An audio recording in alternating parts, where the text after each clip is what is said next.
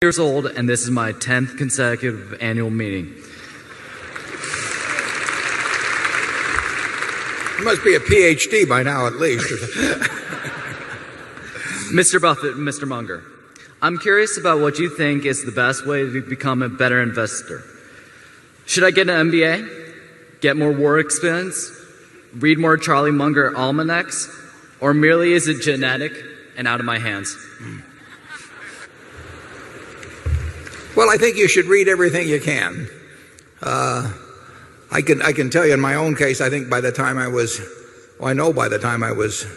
10, I'd read every book in the Omaha Public Library that had anything to do with investing, and many of them I'd read twice. So I don't think there's anything like reading, and not just as limited to investing at all, but you just got to fill up your mind with various competing thoughts and sort them out as to what really makes sense over time. And then once you've done a lot of that, I think you have to jump in the water, because investing on paper and doing, and investing with real money, is like the difference between reading a romance novel and doing something else. So there is nothing like actually having a little experience in investing, and you soon find out whether you like it. If you like it, if it turns you on, you're probably going to do well on it.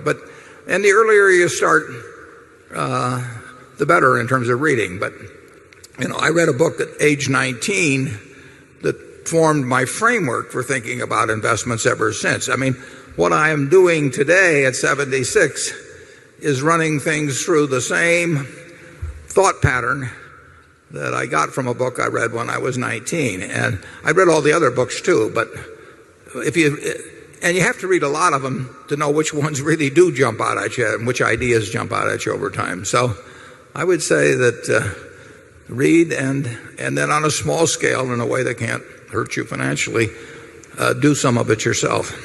Charlie? Well, Sandy Gottesman, who is a Berkshire director, runs a large and successful investment operation, and you can tell what he thinks causes people to learn to be good investors by noticing his employment practices. When a young man comes to Sandy, he asks a very simple question, no matter how young the man is. He says, "What do you own and why do you own it?" And if you haven't been interested enough in the subject to have that involvement already, why, he'd rather you go somewhere else. Yeah. It's that whole idea that you own a business, is vital to the investment process. I mean, if you were going to buy a farm, you'd say, I'm buying this 160-acre farm because I expect that the farm will produce 120 bushels an acre of corn, or 45 bushels an acre of soybeans, and I can buy the fertilizer. You go through the whole process. It'd be a quantitative decision, and it would be based on pretty solid stuff. It would not be based on what you saw on television that day. It would not be based on what your neighbor said to you or anything of the sort. It's the same thing with stocks. I used to always recommend to my students that they take a yellow pad like this, and if they're buying 100 shares of General Motors at 30, and General Motors has whatever it has out, 600 million shares or a little less, that they say, I'm going to buy the General Motors company for $18 billion, and here's why. And if they can't write a good essay on that subject, they've got no business buying 100 shares or 10 shares or 1 share at $30 per share, because they are not subjecting it to business tests.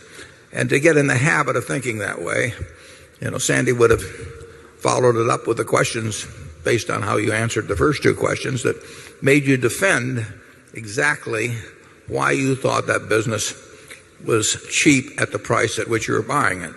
And any other answer, you'd flunk.